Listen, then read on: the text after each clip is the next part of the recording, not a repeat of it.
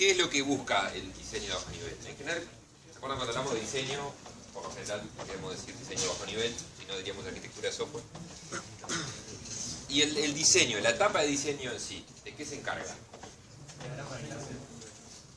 Sí, vamos a ir diagrama de clase. Pero en general, algo más genérico. Comunicación entre clases, entre objetos, pero algo un poquito más general. O sea, la etapa de análisis se encargaba de entender el problema y de ver qué es lo que tenía que hacer el software, ¿no? La etapa de diseño, de cómo hay que hacerlo. O sea, la etapa de diseño va a generar lo que llamamos una solución lógica. Y lógica no por ilógica, sino porque la solución en código, que es la implementación, es lo que realmente soluciona el problema. ¿Ah? Pero el diseño, que es la etapa del medio, digamos, entre análisis e implementación, el diseño genera una solución lógica. O sea, dice, bueno, así es como yo voy a resolver este problema, así es como lo voy a encarar, ¿no? Y ese cómo, ¿a qué se traducía en el diseño de bajo nivel? Asignar ¿qué? ¿Qué es lo que hacemos en el diseño? Asignar. Bien. Debe estar escrito en algún lado, ¿no?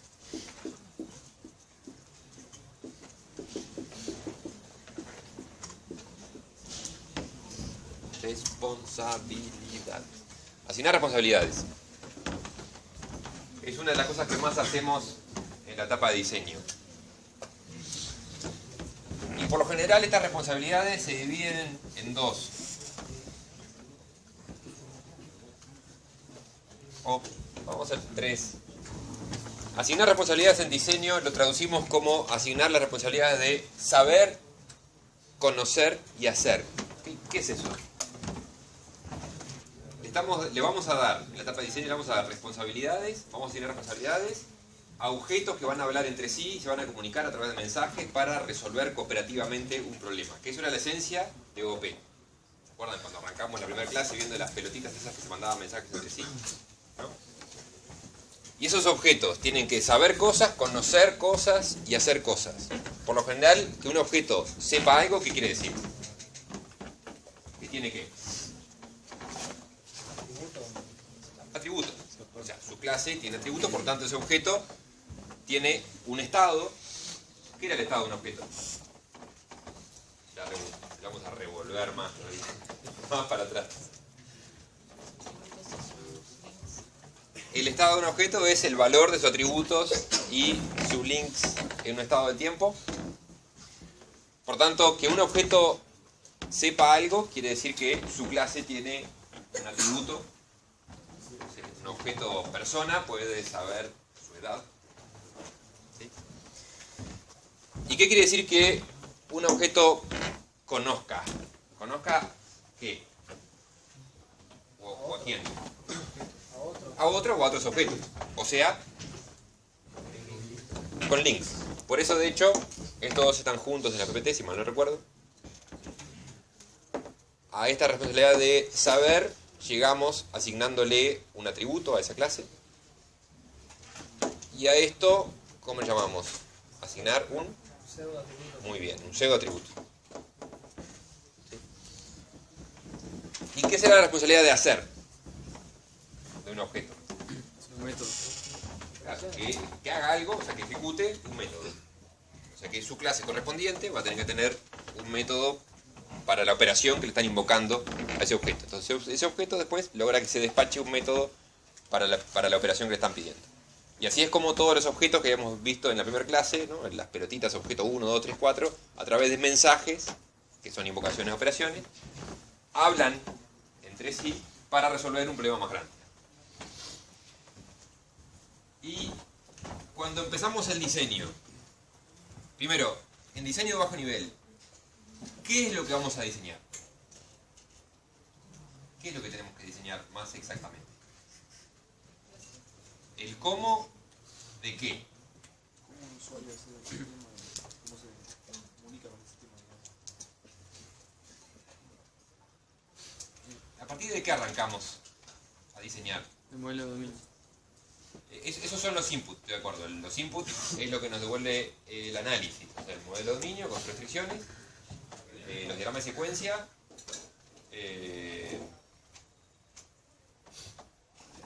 caso de uso expandido, diagrama de secuencia, contratos. Ahora, lo primero que hago en el diseño de bajo nivel es diseñar qué para quién. ¿Cómo arranca el diseño? Les doy una pista.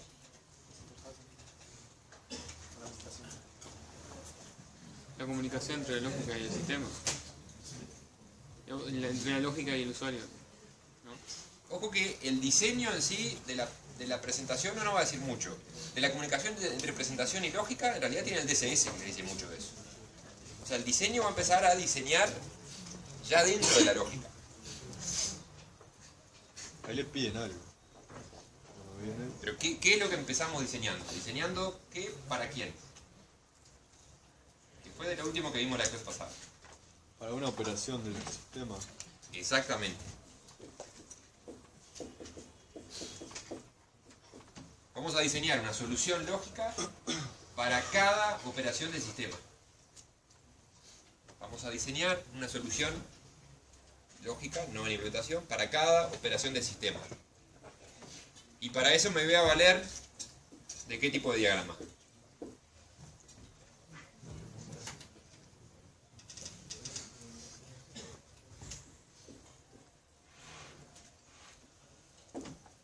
De bronca. Diagrama de comunicación. Voy a hacer un diagrama de comunicación por operación del sistema. ¿Ah? Un diagrama de comunicación, ustedes lo anotan si quieren, un diagrama de operación por operación del sistema. O sea, esta es la operación del sistema 1, después tendré operación del sistema 2, y tendré otro diagrama de comunicación para cada operación del sistema. ¿Se acuerdan de eso? Eso fue creo que de las últimas cosas que terminamos viendo la vez pasada. ¿Y qué es esto? Ahí va la clase que se encarga de la operación. Esto es un objeto de una clase X y ese objeto es el que recibe, como decimos, sobre el cual impacta el responsable de la operación del sistema. ¿Y qué quiere decir que este objeto, acá anónimo, este objeto de esta clase X, qué quiere decir que sea el responsable de esa operación del sistema? ¿Qué quiere decir? Por ejemplo, ¿quiere decir que va a resolver completamente la operación del sistema? Puede que sí o puede que no. Puede hacerlo y no está mal. El tema es que no tiene por qué resolver completamente la operación del sistema. ¿Qué quiere decir que esta instancia de esta clase X resuelva completamente esta operación del sistema? ¿Pero qué quiere decir que lo haga completamente? Que implementa todo. O sea, que de acá, o sea, si resuelve todo internamente, ¿va a precisar comunicarse con otro? No.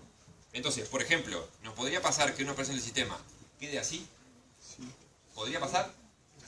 Sí. ¿Tiene que pasar o va a pasar siempre? No. Cuando la operación del sistema sea sencilla, o por lo menos este objeto de esta clase tenga todos los elementos necesarios, o sea, sepa todo lo que tiene que saber, conoce a todo lo que tiene que conocer y hace todo lo necesario para resolver esta operación del sistema, entonces ahí el diagramita de comunicación quedará como está acá. No es lo típico, está bien, y 2 por 3 pasa, pero no es lo típico, y menos cuando consideramos sistemas cada vez más grandes y más complejos. Entonces, ¿qué es lo que va a pasar? A dividir. Va a dividir esta gran responsabilidad ¿en qué?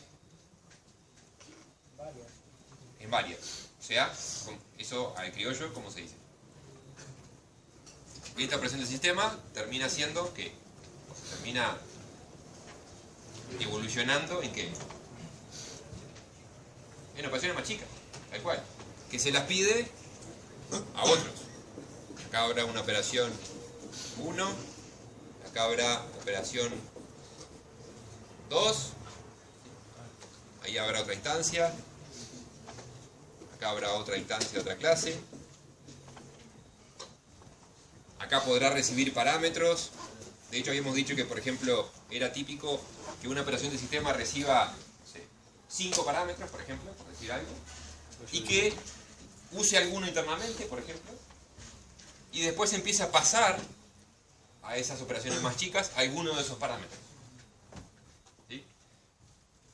Y lo que están haciendo estos objetos entre sí es colaborar a través de mensajes para resolver algo.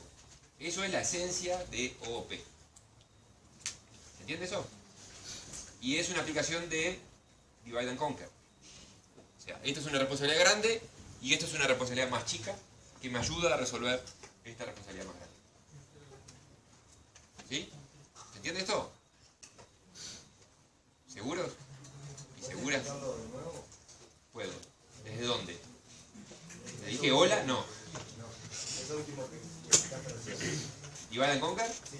El Divide and Conquer es porque a este le dijeron, vos, nosotros como diseñadores le dijimos, vos tenés que resolver esto.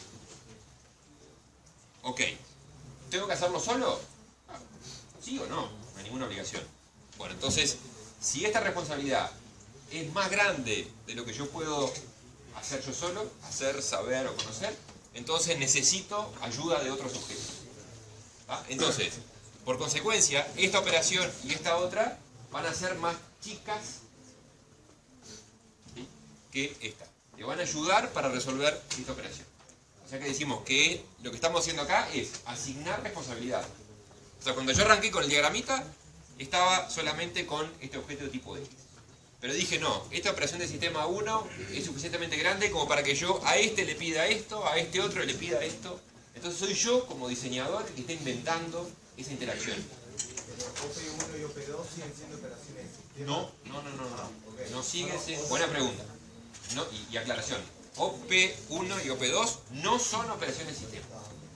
¿Ah? No son operaciones de sistema. Son operaciones internas de mi lógica. No están exportadas a través de una interfaz para la presentación. No surgen del DSS. ¿Ah? Y por lo tanto son operaciones más chicas en cuanto a responsabilidad que esta operación de sistema. Entonces, este objeto pide ayuda o colaboración a otros objetos para resolver esa responsabilidad más grande. ¿Ah? Entonces, por eso también decimos que tenemos un diagrama de comunicación por operación del sistema, no por operación.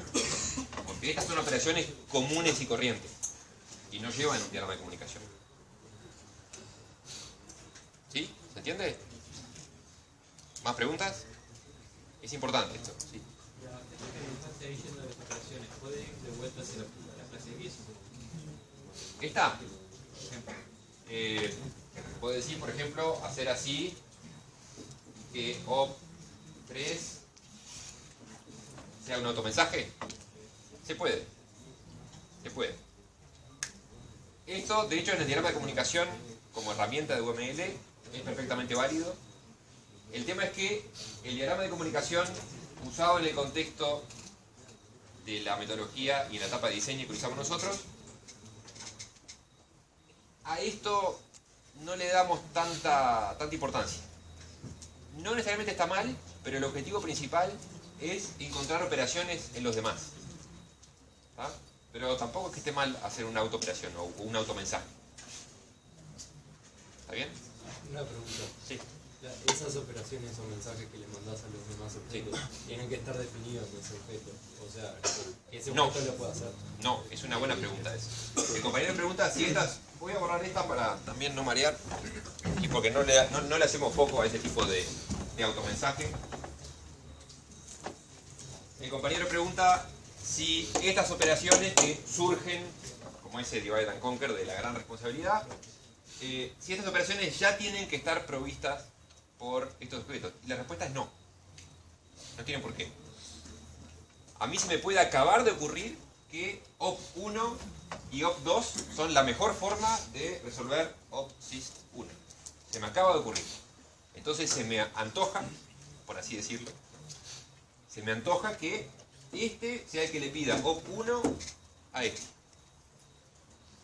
De hecho, Hasta ahora, ¿qué es lo que nos daba el análisis? El modelo de dominio, con el cual puedo tomar inspiración para ver qué clases candidatas podrían ser también clases en mi diseño. Y me da las operaciones del DCS. Ahora, el análisis no le da ninguna operación común y corriente. Como loco. El análisis no nos da ninguna operación común y corriente, ¿no? En el modelo de dominio, si hubiésemos querido, incluso, hubiéramos podido poner esta op1 en el concepto Y, ni siquiera podemos hacerlo en el modelo de dominio. Entonces, ahora realmente estamos inventando una solución. Y por eso, lo que comenté la vez pasada, por eso es que la etapa de diseño tiene su complejidad. Porque si bien hay algunas guías y algunas buenas prácticas que la vamos a ver ahora, que son los criterios de asignación de responsabilidades, los GRASP, hay algunas buenas prácticas para generar un mejor diseño, en realidad te encontrás con un mensaje entrando a algo que ni siquiera sabés qué es y tenés que ver qué pedirle a qué otros. Y lo tenés que hacer en blanco, casi, ¿no? O sea que realmente vamos a inventar operaciones y también podemos inventar clases, ¿ah? Para que nos ayuden a resolver algo. De todos modos, lo más natural es, para ver qué clase tengo a mano, lo más natural es ver dos cosas. Una es ver qué. El modelo de dominio, ¿sí? Porque son conceptos que ahora en diseño son clases candidatas. El modelo de dominio. ¿Y qué otra cosa puedo ver? Las clases que ya inventé antes. O sea, estoy diseñando, la etapa de diseño es larga y se hace varias veces en el ciclo iterativo incremental. Entonces, si ya inventé una clase antes que me puede servir ahora, bueno, la puedo usar. ¿Sí? ¿Más preguntas? Sí. ¿Dónde iría implementado OP1? Buena pregunta. ¿Dónde iría implementado OP1? Vamos a dejar, como habíamos puesto, X e Y. ¿Dónde iría el método de OP1? Y no lo puede dividir en otros también. A op1. Muy bien. Y lo puede seguir dividiendo. OP1', que se lo pide Sí. a Z. Y así sucesivamente. Pero aún así, el que tiene el método de OP1, ¿quién es? Y. La clase Y. ¿Sí? ¿Sí? Porque es a un objeto de tipo Y que le piden OP1. Y de hecho, ocurre mucho esto, y que es simplemente esto de, a partir de una operación común y corriente que se le pide a un objeto de una clase, que ese también diga, bueno, yo para resolver esto tengo alguna información, conocimiento, lo que sea, pero preciso algo más de alguien más. O sea, se van encadenando, ¿no? Es como otra aplicación del Divide and Conquer, para seguir partiendo la responsabilidad más grande en responsabilidades cada vez más chicas, hasta llegar a responsabilidades triviales. Y ahora hablamos de eso. Cuando nos pasa esto, imaginemos que acá primero, porque si no le ponemos un número, estamos de acuerdo que no sabe, o sea, a ver, yo porque puse OP1 y OP2, ejemplos horribles como siempre uso, ¿no? Pero si dice, no sé, calcular no sé qué y guardar no sé qué, no van a estar ordenados. Entonces nosotros tenemos que definir el orden. El diagrama de comunicación es un diagrama dinámico, ¿ah? O sea que el tiempo pasa y el orden importa. Entonces, primero, esto lo defino yo, es el número de secuencia. Primero hago OP1, después hago OP2. Asumamos que es así, ¿tá? Y si esta operación es en respuesta a esta otra, entonces esto será 1.1, 2 puntos. Y así las voy anidando o encadenando. ¿Sí? ¿Preguntas? O sea, el método de operación del sistema va a estar en X ahí. El método de la operación del sistema va a estar en X Que se va a ir después. y típicamente va a colaborar con otros y así anidadamente ad infinitum hasta llegar a lo trivial, hasta llegar a una de estas que digamos no, op1' es trivial, no tengo que seguir mostrando cómo se diseña. Y eso es otra cosa. Acá lo que estamos haciendo, de vuelta, es decir cómo se resuelve la operación del sistema 1. Para eso inventamos op1. Ahora, si para eso se precisa op1', entonces seguimos diciendo. Y bueno, ¿y op1' en Z precisa algo más? Si precisa algo más, hay que seguirlo especificando. Hay que seguir diseñando hasta que terminemos en una operación trivial, que no precise diseñar una solución, porque sea tan trivial que es obvio cuando el programador mire, porque esto después lo ve el programador, que es el que trabaja de verdad, no el arquitecto. Cuando el programador vea op1' entrando a Z y no ve que nada sale, no ve que salga ningún mensaje de Z, debería decir, bueno, entonces hacer esto, digamos, es algo. Debería ser sencillo, trivial, atómico, porque si no precisa colaborar con nadie más, ¿no? Por lo menos esa es la idea. Bueno, ¿y qué operaciones creen ustedes que son esas operaciones como que llegan a las hojas? Porque esto se sigue desparramando, ¿no? Y suerte en pila, se sigue complicando.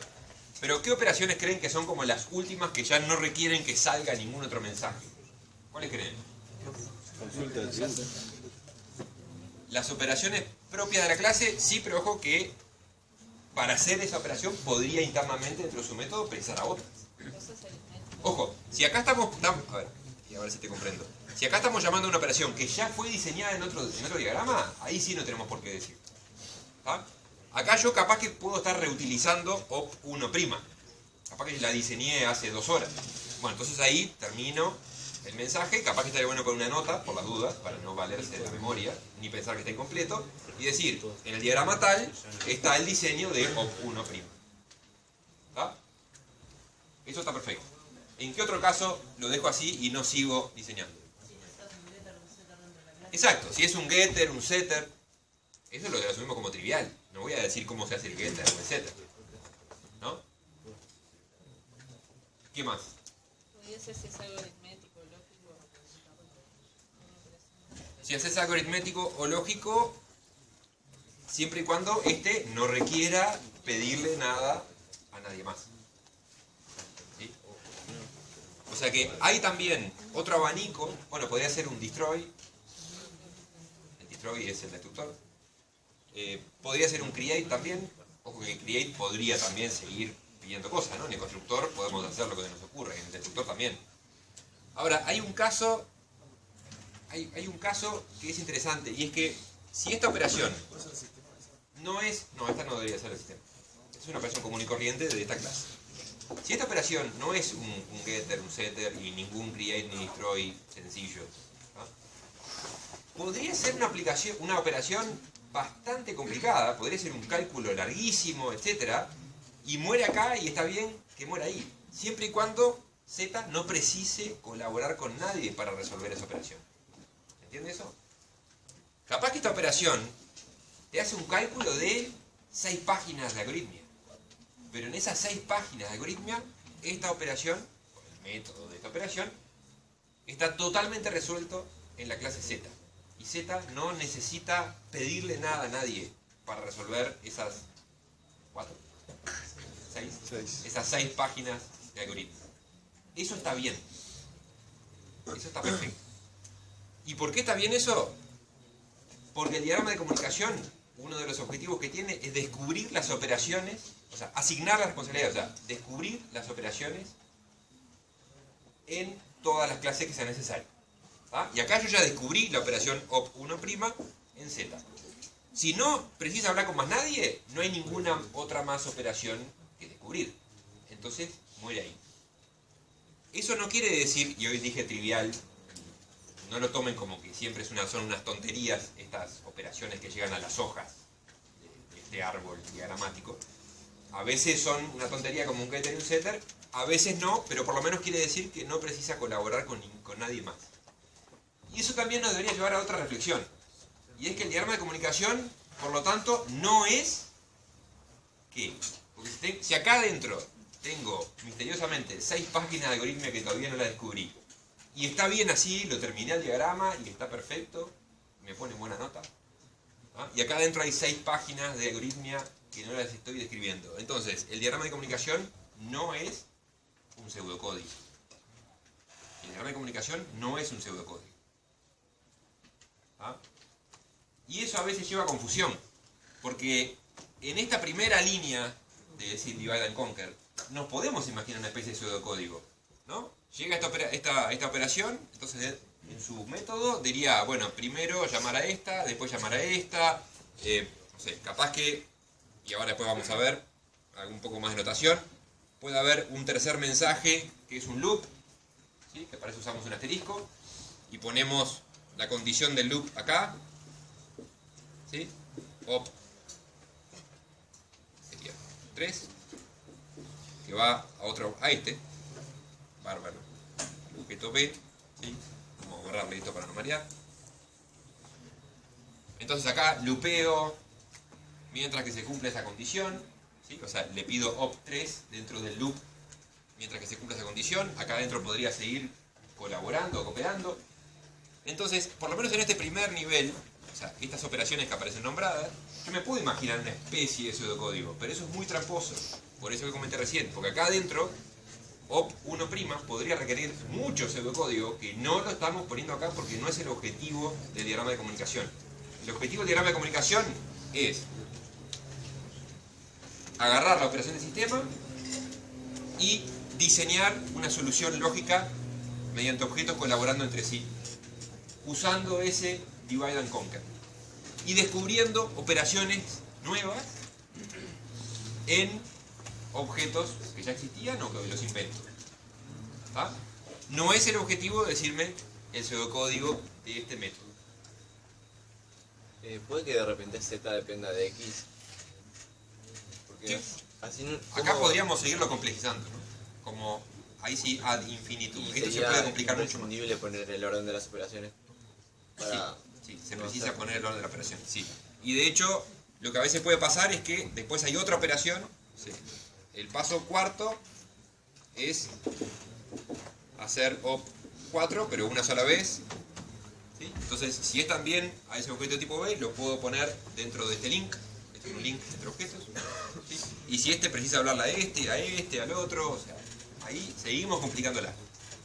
Todo lo que sea necesario, humanamente razonable y que respete los criterios de asignación de responsabilidades.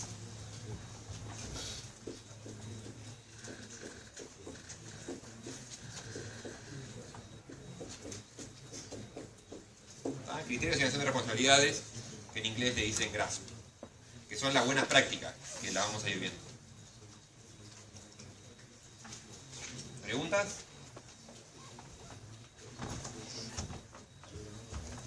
¿Preguntas? ¿Se entiende hasta acá?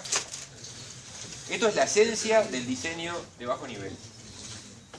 Y hacemos esto, o sea, todo esto es un diagrama de comunicación por Operación del sistema. operación del sistema. ¿Ah? Cuando decimos que esta es la gran responsabilidad, ¿qué queremos decir? Queremos decir que esta clase asume la responsabilidad de esta operación, por lo tanto, esta clase tiene que hacer cumplir ¿qué? Contrato. El contrato de software. O sea que, si se dieron las precondiciones antes de invocar esta operación, entonces esta clase va a hacer que se cumplan las postcondiciones luego de haberse ejecutado la operación. Y ahí recuerdo que alguien preguntó, entonces no chequeo las precondiciones. Y bueno, en un mundo ideal no. En un mundo real muchas veces la chequeamos, porque somos nosotros mismos los que somos clientes, o sea, los que estamos de este lado, y los que somos proveedores de estas operaciones del sistema. ¿Sí? Entonces uno podría hacer una programación no defensiva en donde diga, bueno, X asume que las precondiciones están dadas y si no se dan, no se hace responsable de las postcondiciones, porque es de hecho lo que dice la teoría. Y eso implica que puede reventar el programa en la mitad de la ejecución y se le cierra todo el usuario y tiene que empezar todo de vuelta. Y como eso, por lo general, no es muy deseable, uno toma una actitud más de programación defensiva y controla que las precondiciones estén dadas y si no, lanzará alguna excepción, por ejemplo. Pero dejamos el estado del sistema en una forma consistente. O sea, por más que no era nuestra culpa ser macanas, bueno, no lo vamos a hacer tampoco. ¿Sí? Y además, evitamos que crashee todo el sistema y que el usuario tenga que empezar todo de vuelta. Es otro tema, pero tiene que ver con esto. ¿Preguntas?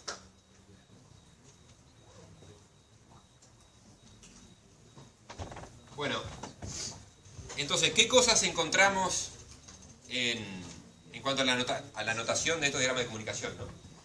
Primero, las instancias, como habíamos visto, estas son todas instancias anónimas. Podríamos tener instancias con nombre. Por ejemplo, yo podría decir B chica, dos puntos, es de tipo B grande.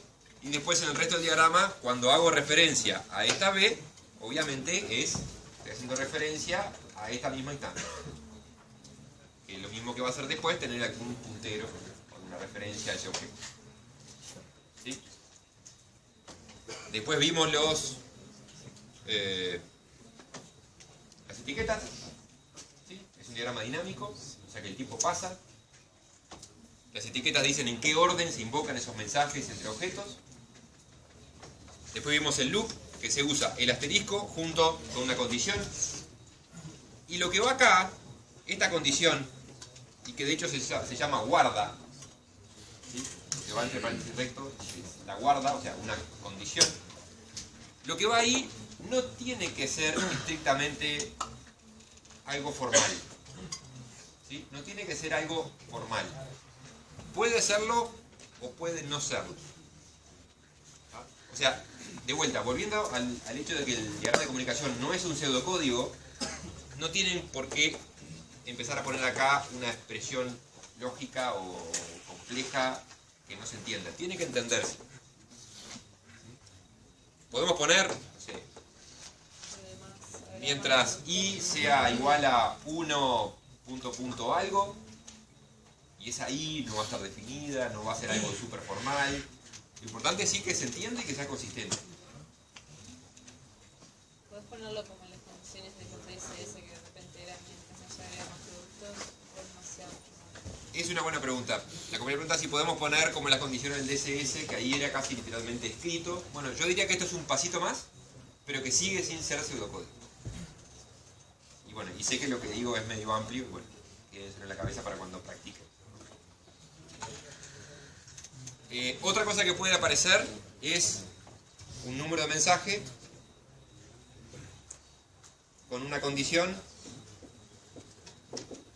sin el asterisco. Y eso es una rama condicional, como si fuera un if. O sea, si se cumple esta condición, entonces se ejecutará la operación que viene acá, y si no, no. ¿Ah? Es igual a esto, pero sin el asterisco. El asterisco implica un loop. Después, no hay un new, porque new por lo general es más propio del lenguaje de programación. Entonces está el create para la creación de objetos y el destroy para la destrucción de objetos. ¿Sí? Con los parámetros si es que corresponden.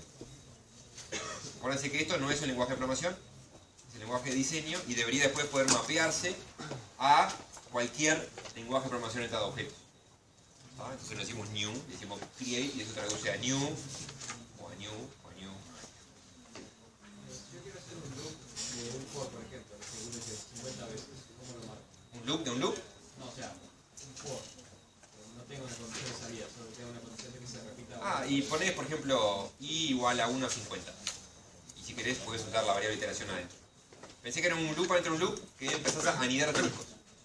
Cada vez que encontrás un submensaje, le pones otro asterisco y la nueva condición de ese loop, ahí empezás a loopear dentro de un loop. Y se imagina que todo esto se va tornando bastante complicado, o no. ¿Podría escribir como que a lo que preguntó él, lo del loop dentro del loop? Hay ejemplos, no me acuerdo en la PPT, pero en el práctico seguro. ¿Ah? Lo importante es que si estás adentro de un loop y querés hacer otro loop, tenés que usar otro asterisco con la condición de ese loop. O sea que a veces está bien que te quede asterisco asterisco. ¿Ah? ¿Qué quiere decir eso? Anidación de loops. Otra cosa.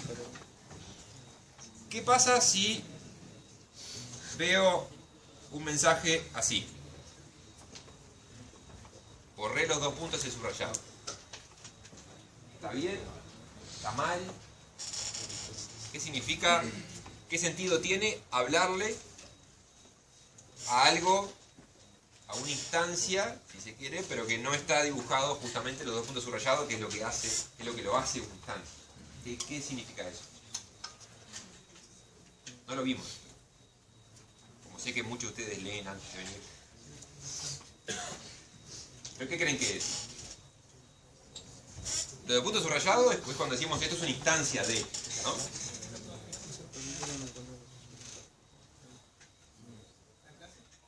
Una clase. Acá le estamos hablando a la clase Z. No a una instancia de tipo Z. A la clase Z.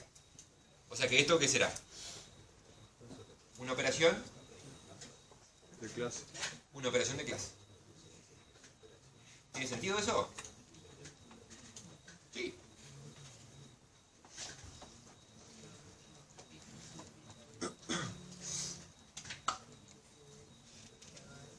¿Cómo sería hablarle a una clase?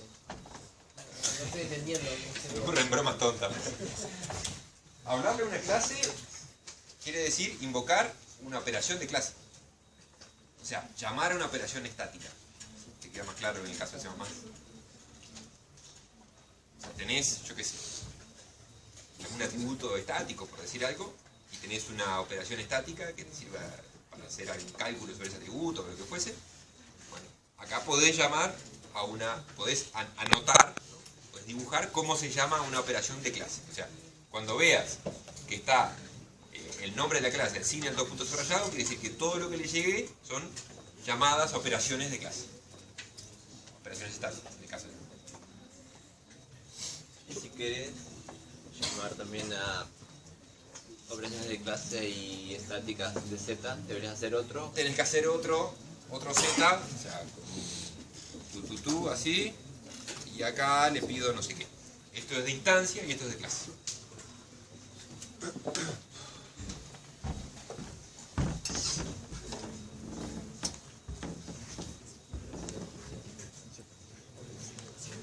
Bueno, esto anecdótico. El diagrama de comunicación, podríamos tener un equivalente a cada diagrama de comunicación con un diagrama de secuencia. Ojo que esto no es... ¿qué? Exacto. Esto no es un DSS. Esto es un diagrama de secuencia. Acá estamos hablando de UML pelado. Entonces, en UML, estos dos tipos de diagramas se dicen semánticamente equivalentes, porque lo que hacemos con uno lo podemos llegar a hacer con el otro. El dibujito que nos queda en uno nos puede quedar igual, equivalente justamente, no igual, equivalente en el otro. Los dos son diagramas interactivos. ¿Sí? Y se acuerdan que esto es una instancia y esto también es una instancia. Lo que pasa es que esto bajado al DSS era una simplificación o una forma de usar un diagrama de secuencia en el cual en el DSS lo de la izquierda era un actor y lo de la derecha era el sistema. Era una instancia de la clase sistema, ¿se acuerdan?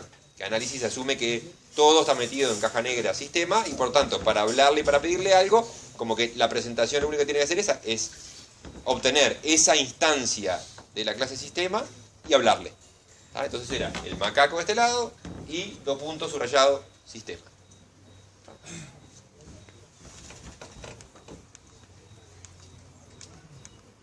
Después, bueno, no lo puse en el ejemplito, pero se lo podrán imaginar. La sintaxis es de las operaciones, es la de siempre, de la invocación a operaciones, la misma que el DSS.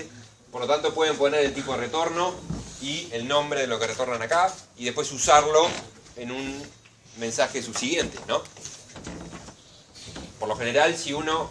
El tipo de retorno no, el tipo de retorno es una buena práctica ponerlo cuando existe. Y pueden o no poner el nombre que le dan a ese tipo de retorno, como era esto, el nombre formal o algo así. Y por lo general tiene sentido poner este nombre cuando van a hacer referencias, o sea, van a agarrar ese valor y se lo van a pasar a alguien más. ¿Tá? Si lo van a usar internamente, capaz que no tiene sentido ponerse a inventar un nombre de ese parámetro de retorno. Bueno, acá está lo del ejemplito del for. Pero sé que después lo van a leer. El create y el destroy. Acá un poco un ejemplo más complejo con los números de secuencia. Acá está. Este diagrama que está acá debiera ser equivalente a este diagrama de secuencia. ¿Qué creen? Comente. Esa es la letra de la pregunta. Comente las diferencias entre esto y esto. ¿Qué reflexión le surge? Mucho más fácil el primero. Primero más amigable. Sí. Bien, este es más amigable. Es más amigable para este tipo de cosas que estamos resolviendo ahora. Y se animan a comentar algo de en qué caso usarían un tipo de diagrama u otro tipo de diagrama. O sea, cuando hay qué, cuando pasa qué. Porque en esencia, de vuelta, son lo mismo, dicen lo mismo, ¿no? Pero claramente lo dicen de forma muy distinta. Y ahí está la gracia de usar, para esto que estamos haciendo ahora, usar diagrama de secuencia, diagrama de comunicación, ¿tá? Para el diseño de bajo nivel. Ahora, por ejemplo, en el DCS preferimos hacerlo así. Y de hecho podríamos haberlo hecho así, obviamente. Y nos ahorrábamos el uso de un diagrama. Y ustedes se perdían el uso... Bueno, ni se ríen. Bueno. Entonces, ¿se les ocurre algún comentario de esto? ¿De cuándo usar uno, cuándo usar otro? O sea, a ver, en nuestra metodología es así, les encanta, nunca se les hubiera ocurrido algo mejor y ya está, y no van a ser creativos porque no les conviene, ¿no? Pero en general, hablando de UML, por eso digo reflexión. Sí. No, ahí parece estar superpuesto la invocación a la llamada. Sí, ¿y qué es lo que...? O sea, ¿por qué quedó más complicado este diagrama de secuencia, en este ejemplo en particular? ¿Por qué quedó Importa más más complicado? el tiempo ahí. Sí, pero ¿qué es lo que... O sea, ¿qué diferencia tiene este diagrama de secuencia con los DSS que usamos nosotros? La gran diferencia, ¿cuál es? Muchas instancias. Sí, pero ojo, en los DSS también, ¿no? Hay muchas instancias. Muchas instancias. Todo eso no debería ser el sistema solo. Claro, en el DSS tenemos Todo eso me quedó. actor, sistema. Acá aparece, bueno, no importa que sea A, B, acá aparece A, B, C, D. Aparecen 4 objetos que se comunican entre sí. Y acá también aparecen esos 4, pero de una forma mucho más ordenada. ¿Sí? ¿Ven a dónde voy? Además de aburrirlos. Cuando lo importante es ver las interacciones entre diferentes objetos, entre varios objetos, un diagrama de comunicación queda más legible. Por eso lo vemos ahora en diseño. Cuando lo que importaba era ver las interacciones entre dos o pocos objetos, usamos un DSS, en particular el DSS lo construimos con un diagrama de secuencia, porque quedaba claro, quedaba más claro. Pero en el fondo los dos dicen lo mismo. ¿Ok? No se dejen marear por esto, que a veces se usa y a veces no. Ahora en UML 2.0 ya no se usa mucho. ¿Alguien sabe cómo se llama esta barrita de acá? Nadie me quiere hacer feliz. Un segundo. Se llama línea de activación. Y se usaba sobre todo antes en las versiones viejas de UML. No estoy seguro si está deprecado o no, pero la verdad es que ya no se usa casi nunca. Y esta línea de activación o barra de activación quiere decir que cuando esta instancia recibe esta operación o este mensaje, acá está activo este objeto haciendo algo, haciendo ruido, calculando, etcétera, y después responde. Pero no tiene mucha más ciencia esa aplicación. Bueno, ya vimos la especie de if. Colecciones. Colecciones. Y dicho sea de paso, todavía no dijimos quién es X, ¿no? No dijimos cómo elegir X. Que es importante. Porque X puede ser un concepto de modelo de dominio o no.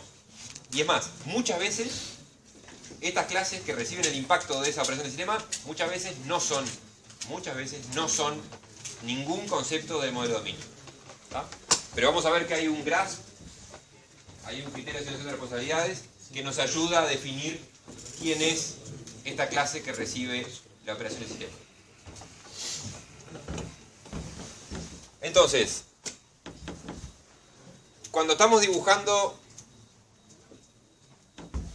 un diagrama de comunicación y aparece algo así,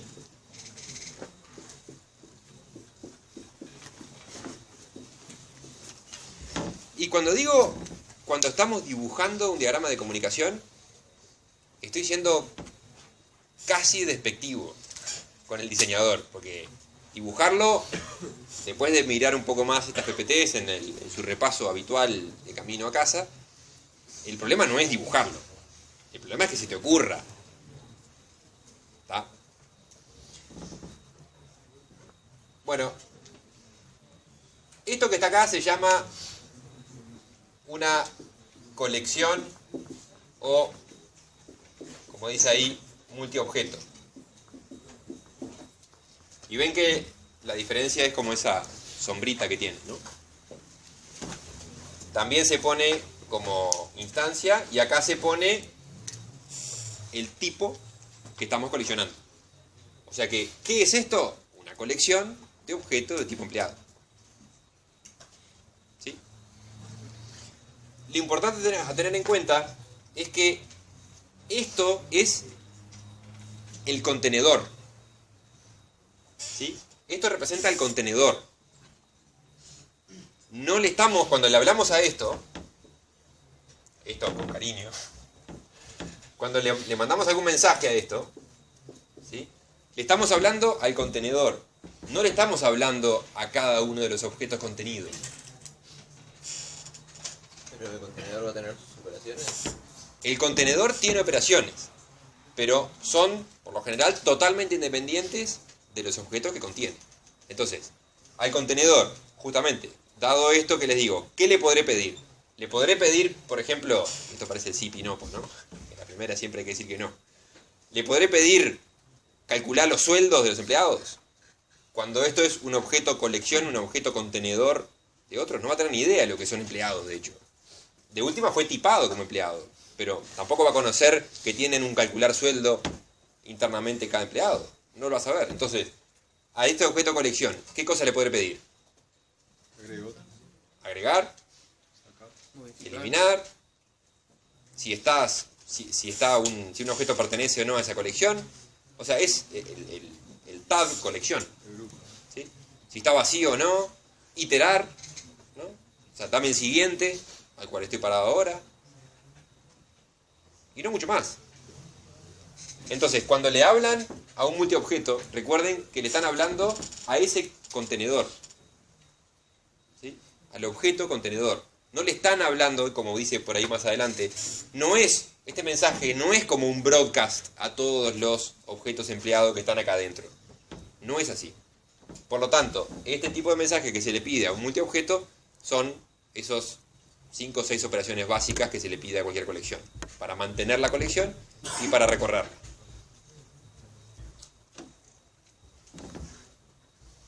Acá hay un ejemplo de uso, por ejemplo, empresa crea un empleado, le llama E, y a ese E lo agrega en el multiobjeto. Eso es algo que se imagina que lo van a hacer ad infinitum veces. ¿Sí? Quisieras hacer una operación que hiciera algo con toda una colección de empleados. ¿Cómo lo representaría? O sea, por ejemplo, lo que decía de calcular el sueldo de todos tus empleados. Si quisieras hacer una operación que trabaje sobre todos los empleados, típicamente se lo pedirías a alguien de afuera. Por ejemplo, a la empresa. Entonces la empresa recorrería la colección de empleados y para cada empleado E, que sería en ese caso el empleado actual, imagínate, le pediría su sueldo y lo iría acumulando. ¿Ah? Otra solución que es solamente para fijar ideas, pero no suele estar bueno, es crear un nuevo objeto que es como un wrapper, como un envoltorio de la colección. Pero es un envoltorio particular para cada tipo de colección dependiendo de lo que guarde. O sea, no es una buena idea para nada. Capaz que para fijar ideas sirve. ¿Se entiende este diagrama? ¿Sí? ¿Sí? Sí. ¿Se le puede hacer loop Sí, sí, para la colección. sí, se puede hacer un loop para colección. Hay unas pisaditas del estilo. Incluso a veces van a haber un for each o un for all, que como decía hoy, no le busquen mucha formalidad. Lo que quiere decir eso simplemente recorro todos los objetos y para cada uno le voy pidiendo algo en particular. Creo que después hay algún ejemplo de esto. Y bueno, acá hablan de las interfaces de diccionario y de iterador. O sea, mantener esa colección, agregar, eliminar, si existe, ver si está vacía y después recorrerla. Bueno, ahí están add, remove, find, exist, member, next. Y acá está un poco lo que comentaba hoy. Y acá está el ejemplo mismo. Pensé que estaba más adelante. Acá hay un loop y esta es la condición del loop. O sea, ¿qué es la condición del loop? Bueno, para cada elemento de esta colección. O sea, acá creo que se entiende claro qué significa este for each.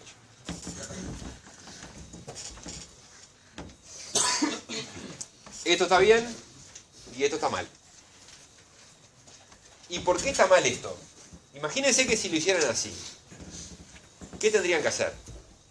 Tendrían que agarrar el objeto colección, no sé, imagínense, sobre todo no ahora capaz porque estamos en diseño, ¿no? Pero cuando uno pica código, imagínense que voy a usar, yo qué sé, la clase, no sé, ArrayList o vector o alguno de esos.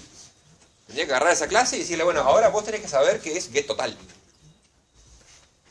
Y de alguna forma revolverte con eso, ¿no? O sea, realmente los manejadores, los multiobjetos los tratamos como simples contenedores. O sea, esto es un multiobjeto tonto. O sea, pedirle agregar, borrar, eliminar, dame siguiente, está vacío y nada más. ¿Tá? Si querés trabajar sobre los objetos directamente, pedíselos con el iterador uno por uno y después le vas hablando, le vas pidiendo el calcular sueldo, lo que sea, a esos objetos de tipo empleado que sí tienen esa operación. ¿Se entiende? Sí. ¿Te animás a hacer No me animo. ¿Qué? No, ¿qué? Si te animás a hacer con el DSS, el primero, el que está ahí. Porque no queda del todo claro cómo. Y con el DSS tendrías que usar un frame. O sea, este 2 asterisco quiere decir que pertenece al mismo loop. ¿Está? Que está dentro del loop. O sea que acá lo que estás haciendo es, para el total de sueldos, que hubiera sido bueno ponerle 2 puntos table. ¿Está? Para el total de sueldos, lo que hacemos es, recorremos cada objeto E y este, que es como la variable de iteración, a cada uno, o sea que esto también tiene que estar dentro del loop, porque este E va recorriendo de primero al último, a cada uno le pedimos get sueldo, 2 puntos double, pasa que está en blanco, no se ve. Y este lo que va haciendo es ir acumulando todos los S, va sumando todos los sueldos S y los devuelve en T. O sea que usarías un frame de loop en un DCS. ¿Cómo estoy diciendo que va acumulando y cómo se sabe después? Perfecto. No, acá no lo dice. Lo digo yo y lo interpreto yo como voy a programar esto y digo, bueno, me imagino que acá lo que está haciendo es esto, pero no lo sé. Muy buena pregunta, o muy buena acotación. En realidad acá no dice que está acumulando. Podríamos decirlo con un comentario acá. Podríamos decir. Y eso capaz que también nos sigue mostrando, una vez y otra también, que esto no es un pseudocódigo. O sea, estamos laburando nosotros diseñadores, ¿no? El arquitecto ya no laburó nunca. Ahora nosotros diseñadores sí estamos laburando, estamos haciendo el diseño, y aparte, el diseño es como, en ese sentido parece el código. El diseño siempre soluciona lo que uno hace. Lo que hace es que cumple mejores propiedades de diseño o peores. Le hace más caso a los grasp o se lo pasa por el piso a los grasp. ¿Ah? Pero bueno, pero el diseño compila. Mejor o peor. Pero aún así, después el programador tiene que laburar también. Porque hay un montón, o sea, si bien le estamos diciendo mucho, le estamos diciendo, vos mirá, para calcular los sueldos, agarrá esta colección, iterá y a cada uno pedirle el sueldo individual. Bueno, es el saltito ese mini cuántico del tipo de decir, entonces los iré sumando para calcular el total de sueldo. Aparte se supone que esto, bueno, se supone no, pero esto podría ser, por ejemplo, una operación del sistema con un contrato, y ahí va a dar mucho más información de esa operación. O no, o podría ser simplemente, podría seguir acá un diagrama de comunicación y ahí no tenés tanto tiempo, no tenés un contrato, de hecho, ¿no? Pero no le estás diciendo todo al programador. Por eso igual hay un salto de este diseño fino, de bajo nivel, hay un salto a programar. ¿Se entiende? Pero claro, vos como programador, entre recibir el análisis, que fue lo que hicimos con ese invento de generación parcial de código, ¿no? Entre recibir el análisis o recibir esto, obviamente que acá te están diciendo mucho mejor cómo se resuelven las cosas. Pero tampoco te dan todo el nivel de detalle. Data types. Data types. Los data types y data value son importantes y lo queremos representar de alguna forma en los diagramas de comunicación. ¿Ah? El tema es que no los vamos a representar con la misma notación que a los objetos. O sea, no podemos poner esto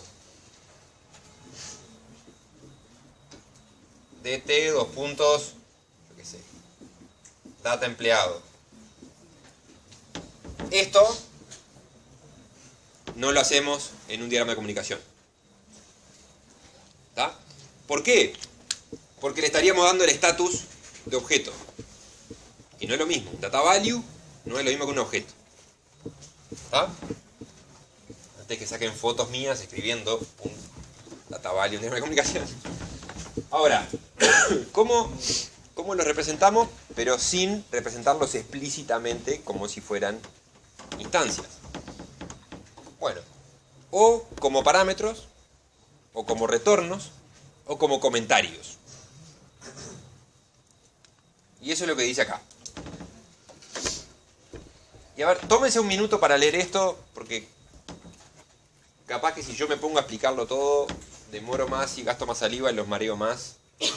A ver, tómense un minuto para leer ese diagrama y a ver si logran entender de fondo qué es lo que está haciendo y cómo lo hace.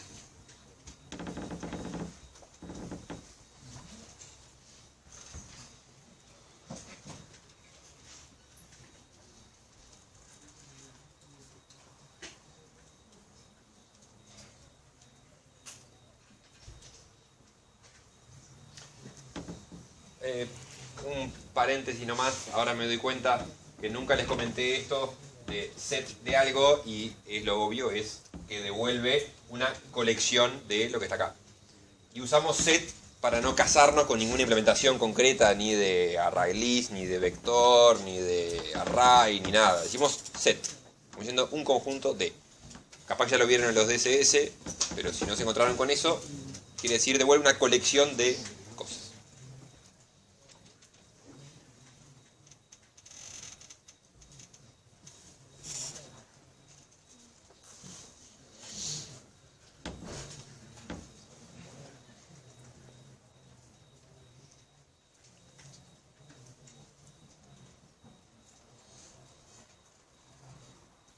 ¿Se entiende esto?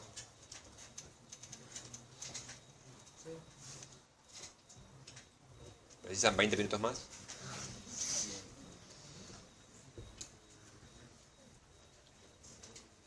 Si se entiende, no hablo y seguimos, así que fantástico.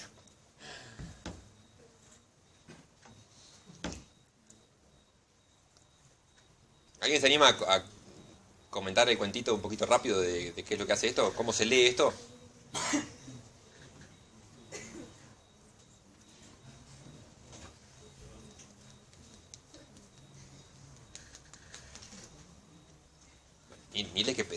Ni que les pidiera que pasen al pizarrón y ya le pego un papel en la espalda.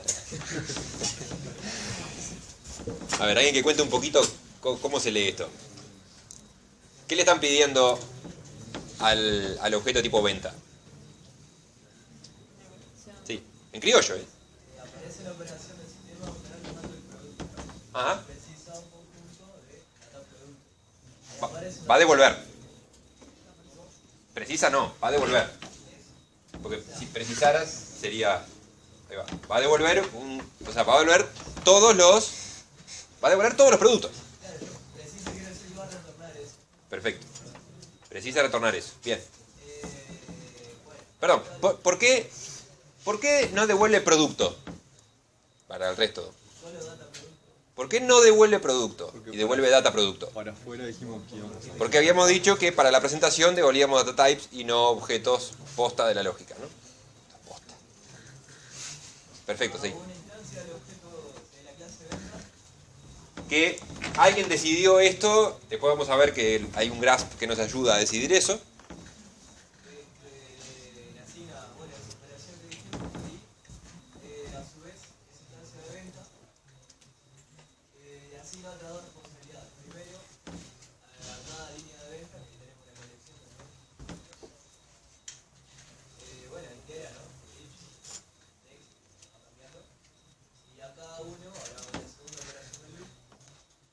A cada línea de venta. A cada línea de venta, en este caso, utilizo un get, se pasa a hacer.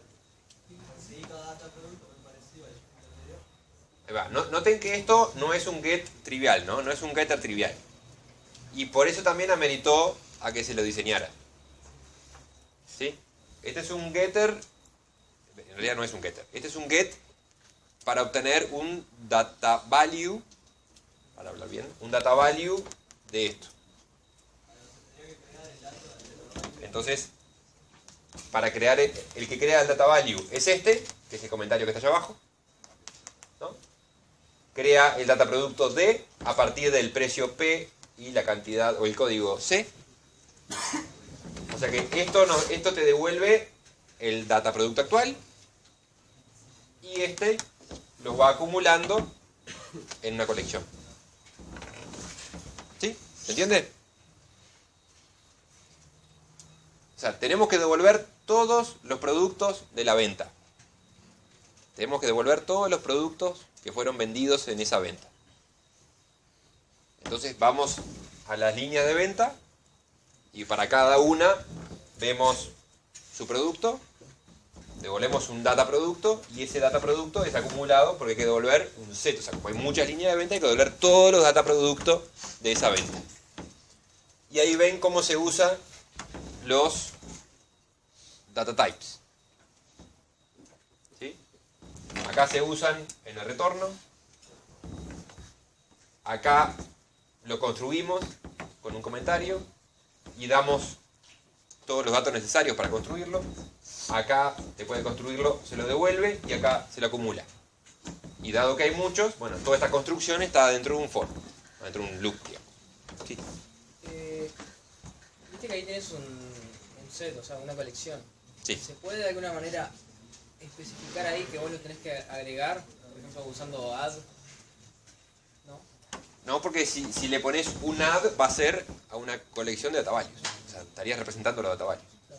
Explícitamente, y no es lo que queremos hacer. ¿Alguna pregunta más de esto? ¿Se entendió, de verdad? Hay otro ejemplo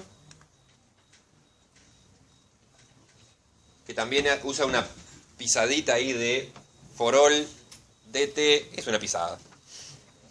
Admito las caras feas porque es una pisada. For all dt in la colección de data types. Acá lo que hacemos es un poco al revés, ¿no? O sea, en vez de obtener todos los data producto, acá los cargamos, los pasamos a la línea a la venta.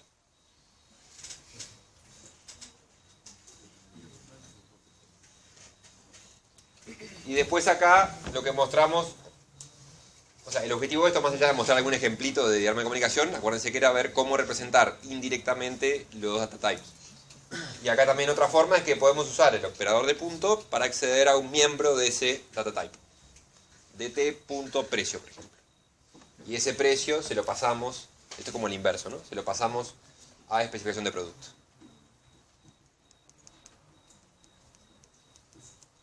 Y la magia, la pisadita de recorrerlo. Sí. ¿Qué diferencia hay entre el for all y el for each? Ninguna.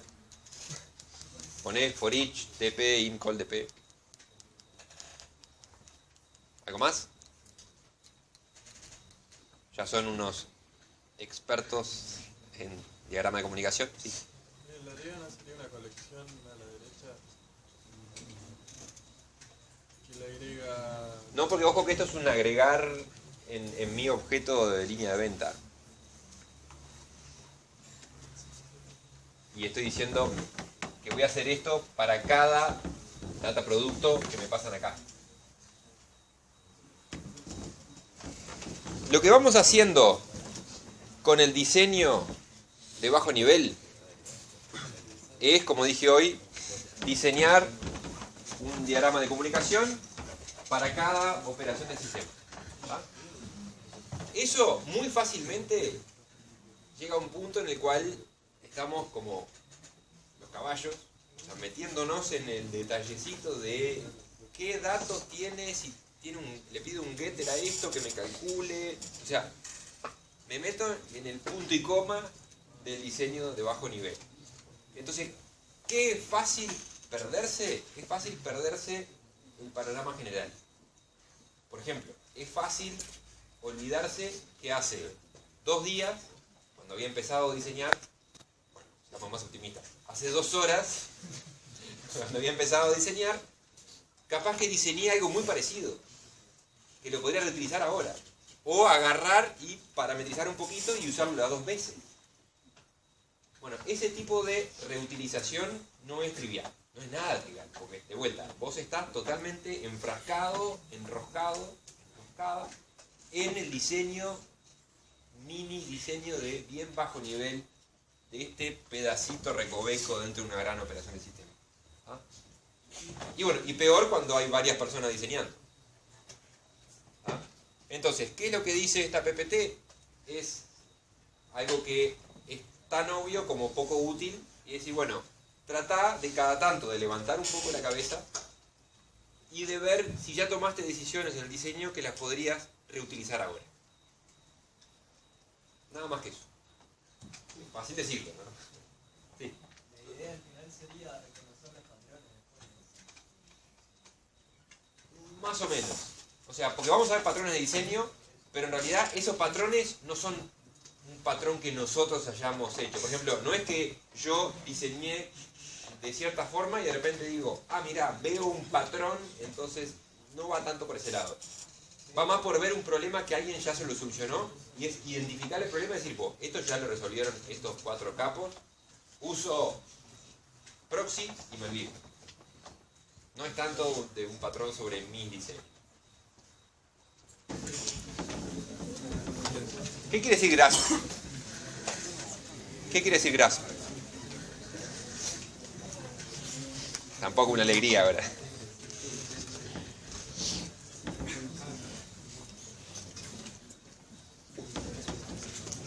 Bueno, búsquenlo si les interesa.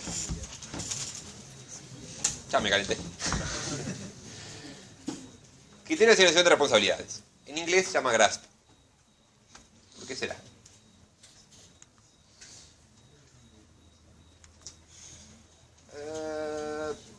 Bla bla bla, hay mucho bla bla bla, y en esencia ese bla bla bla lo que le dice es, este diseño compila, por así decirlo, ¿no? Resuelve, sí, bárbaro, pero seguro que les damos el mismo problema de diseño a cada uno de ustedes, y de 100 personas que pueda haber, capaz que hay 40 soluciones distintas, tranquilamente. Entonces, ¿alguna estará mejor que la otra? Puede ser. ¿Todas mal? No. El tema es que hay que ver algunos criterios para diseñar que nos digan, ojo porque esta solución puede tener tal problema. Puede tener tal problema ahora o en el futuro. Porque algunos de estos criterios son más de buenas prácticas que te ayudan a esas habilidades, ¿no? Mantenibilidad, modificabilidad o habilidad. Entonces, bueno, básicamente hay muchas formas de solucionar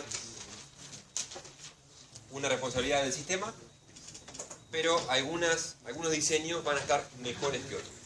Y ven que siempre trato de decir que no es, o de no hablar de la solución, porque realmente muchas veces es muy difícil decir que haya una solución que sea mejor a todas las demás. Lo que sí es, vamos a ver acá.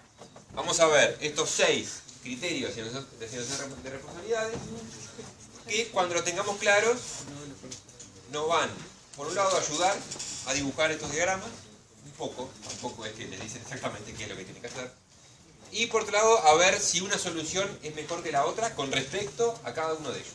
¿Está? Otra forma de ver esto que son guías para diseñar. Son buenas prácticas para diseñar. Hay de 3 tipos. Hay una que es el tipo 1, que tenemos solo esta, que te ayuda en un caso particular. Ese criterio de asignación de responsabilidades te ayuda solo para un caso en concreto. Al revés. Al revés de lo que dije.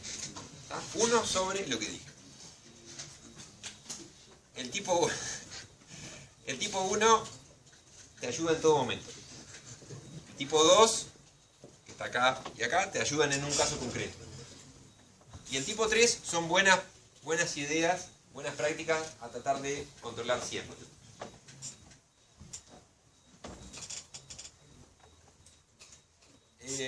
No se gasten en leerlo ahora, lo vamos a ir viendo ahora y sobre todo la clase que viene. Lo que les digo es que estos criterios nos ayudan a diseñar y nos ayudan a diseñar mejor. Pero, siempre hay un pero, o más de uno. Pero el tema está en que, asumiendo que los estudiamos, los aprendemos, practicamos, tenemos bien claro qué nos dice cada uno, ¿ah? A veces pasa que se pisan entre ellos. O sea, se contradicen entre ellos. Así como... O sea, si le hago caso a Creator, entonces el diseño quedaría así, y si le hago caso a bajo acoplamiento, el diseño quedaría así. Entonces, bueno, ahí ya se complejiza mucho más ver si así es mejor que así. Bueno, dicho ese disclaimer, igual son cosas que vale la pena ver, porque alguna ayuda te da.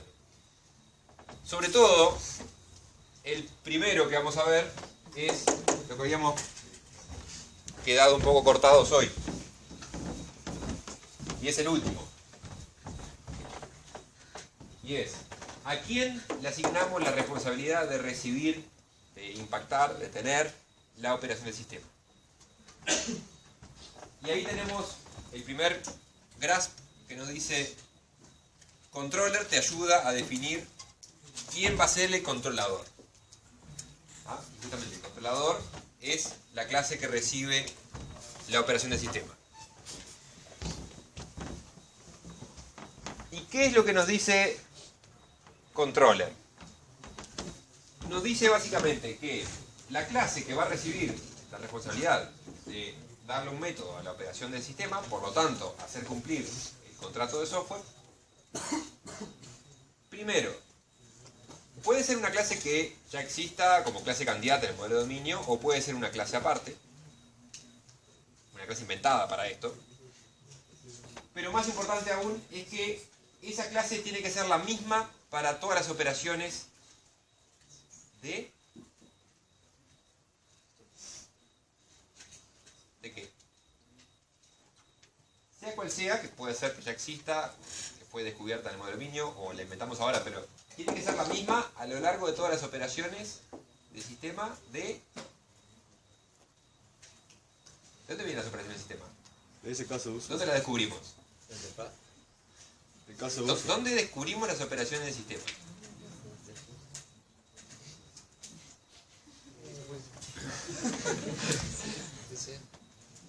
En el DCS. En el DCS descubrimos las operaciones del sistema. Por supuesto que eso viene de los casos expandidos.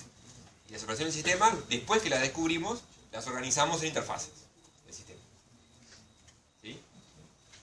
Ahora, ven un DCS y dice, no sé, ingresar tarjeta, ingresar PIN, seleccionar cuenta, ingresar monto de retiro, confirmar retiro. Esas 5 operaciones del sistema, lo que te dice controller es que las pongas en la misma clase. ¿Por qué? ¿Por qué creen que dice eso controller?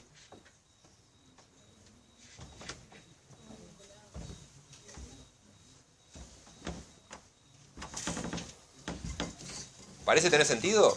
O si quieren, piense por el absurdo. ¿Qué pasaría si en un DCS me atiende más de un controlador? ¿Se entiende eso? Me atiende más de un controlador.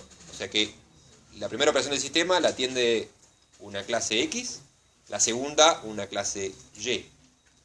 Un controlador distinto al otro. O sea que, por absurdo, no es el mismo controlador el que tiene todas las operaciones de ese DCS. ¿Qué podría pasar o en qué caso? Porque es como todo, no es que siempre sea dramático, pero en algunos casos puede serlo. ¿Qué puede pasar? Los que usan memoria, ¿Qué memoria? No sé quién habló. Sí, va por ahí. va por ahí, bueno. Te ha puesto una fichita. Si te quedan dependencias celulares y quedan ahí como un dependiente del otro, las relaciones, podés llegar al entorno de masa o conectarlo externo. Sí, igual diste un salto y es que si querés explicar por qué uno se hablaría con el otro. Vos no sabés nada de si X y Y están relacionados entre ellos. Vos delegaste la operación para vos desde antes. Yo diseñé y no le hice caso a controller y dentro del mismo DCS me atienden dos controladores distintos. ¿Sí? Por absurdo. Eso estoy de acuerdo contigo. Puede implicar que se tengan que hablar entre sí. ¿Pero por qué? Porque si vienen de lo mismo, tienen que estar relacionados. Porque tienen que estar relacionados.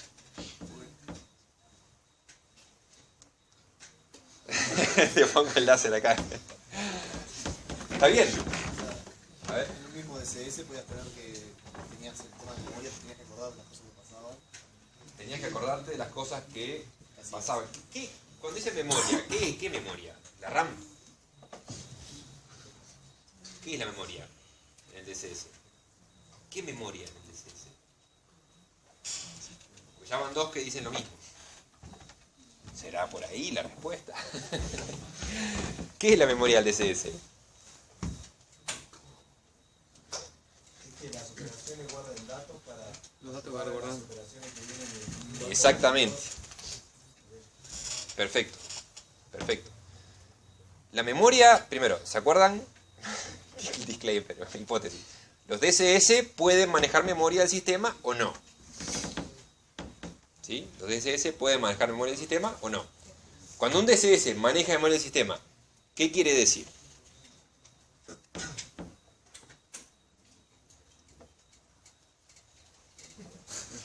No sé si... Que va recordando datos para... Que va recordando la conversación. Ahí va. Lo que se dicen, o sea, más que lo que se dicen, los parámetros que se van guardando, que se van pasando. ¿Sí? Si yo tengo...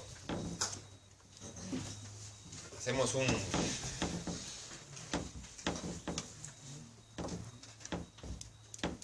rewind.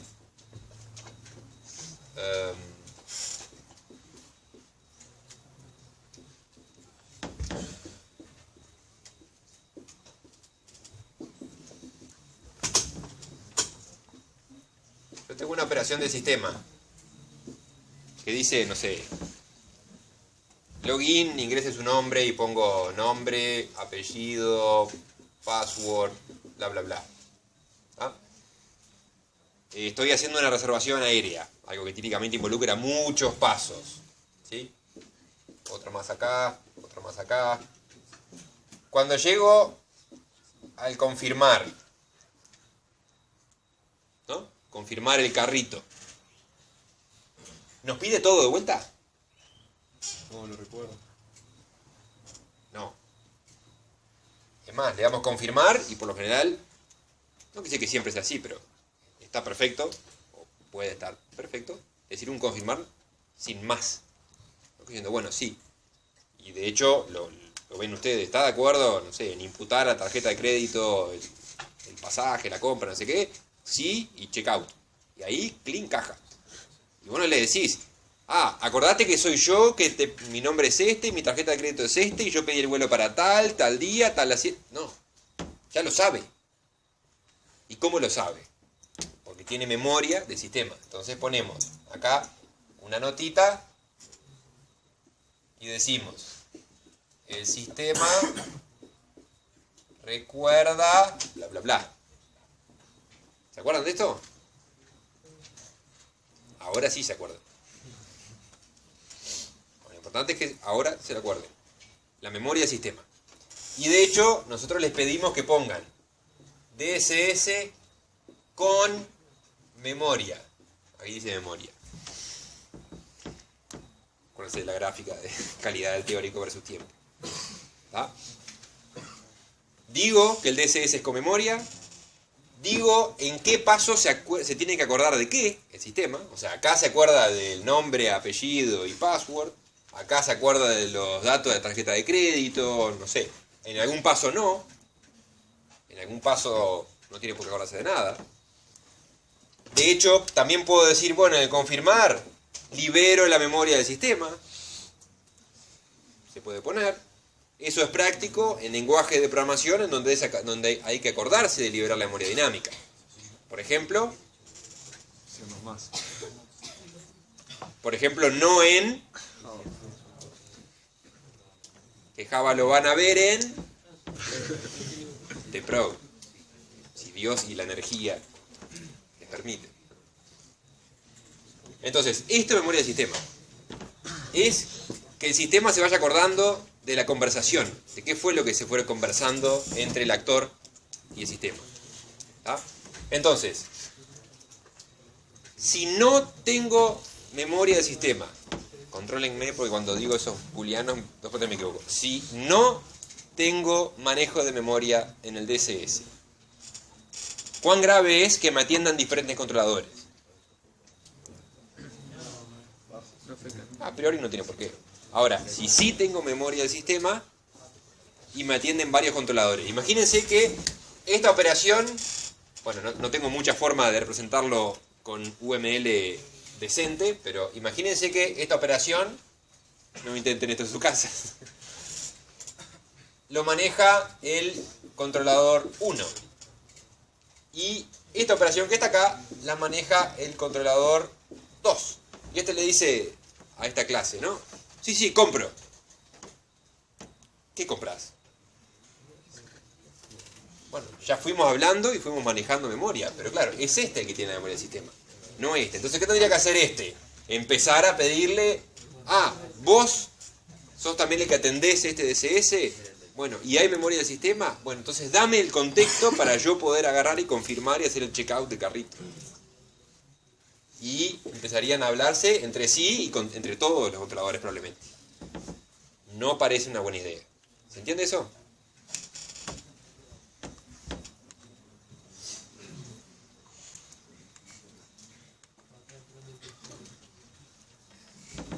Empecé, como siempre, para marear nomás, por la segunda sugerencia de controller. Controller tiene dos sugerencias. La segunda es esta de usar el mismo controlador para manejar las operaciones de un mismo caso de uso. ¿Está? Y acá está el tema del estado de la sesión, que es la memoria del sistema. Y otra cosa que les dice controller es que tenemos dos opciones. Podemos hacer que el controlador sea una sola clase para todo el sistema. O sea, tener un solo controlador. ¿Sí? O sea que la estrategia de controladores es... ¿Cómo era? ¿Así era? ¿Qué cosa?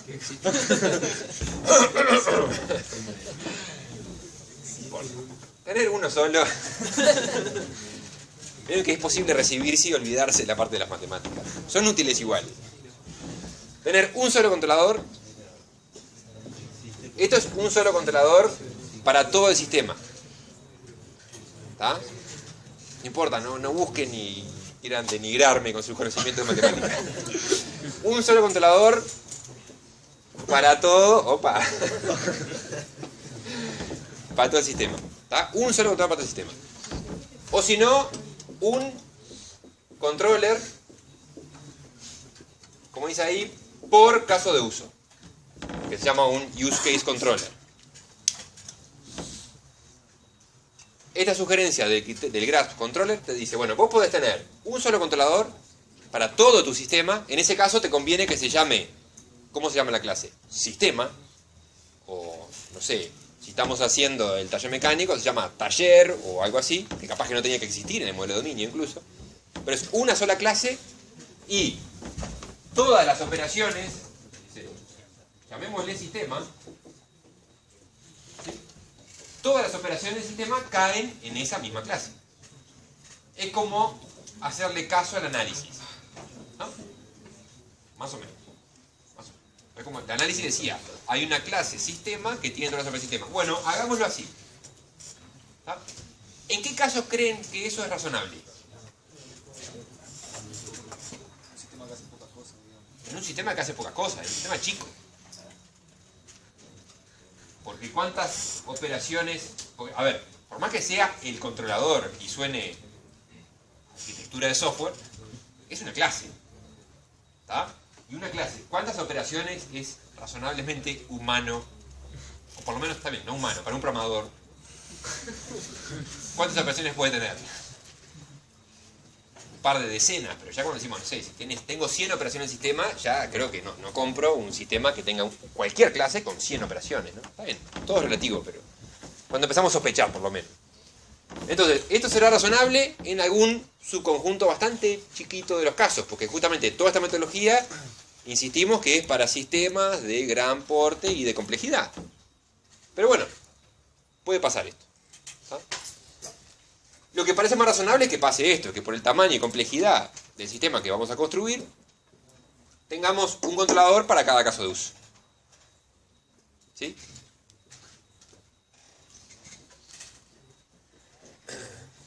Y se llama Use Case Controller. Ahora, ya que estamos en esto, este enfoque de tener un controlador por cada caso de uso es razonable cuando cada caso de uso tiene una cantidad interesante de operaciones. Ahora, ¿qué pasa si tengo muchos casos de uso triviales o muy simples? ¿Qué pasa? Si tengo muchos casos de uso y cada uno es bien tonto, ¿qué pasa con este enfoque? Tengo muchísimos controladores, solo por haberle hecho caso a esto.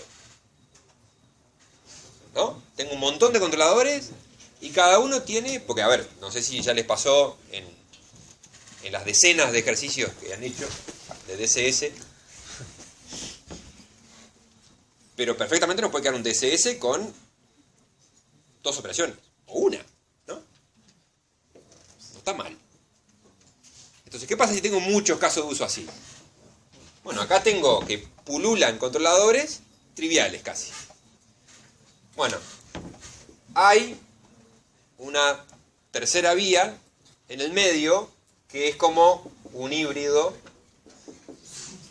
entre esto y esto. ¿Qué es lo que hacemos?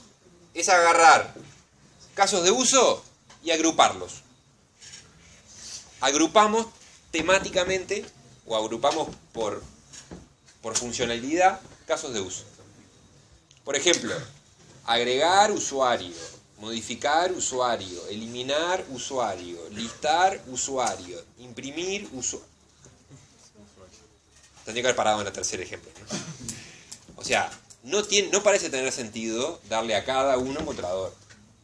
Dicho de afuera, ¿no? Capaz que vamos a modificar usuario y resulta que es un choclo interminable de cosas que tiene que hacer el DSS y así lo mismo para agregar. Entonces decimos, bueno, no. Realmente amerita a pasar a este enfoque más purista de un controlador por caso de uso.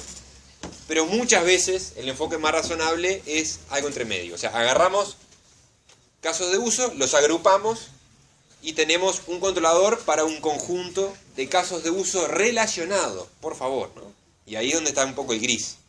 ¿Cómo voy agrupando casos de uso de una forma que estén relacionados, pero de no perder cohesión la clase? ¿Ok? ¿Qué es la cohesión de una clase?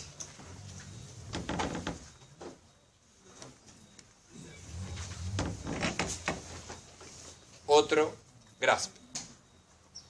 Una clase que hace de todo y todas cosas distintas no es cohesiva. ¿Sí? Una clase que hace de todo y cosas muy distintas, decimos que no es cohesiva, o sea que tiene baja cohesión. Nosotros queremos alta cohesión, o sea que todo lo que haga una clase tenga bastante que ver entre sí.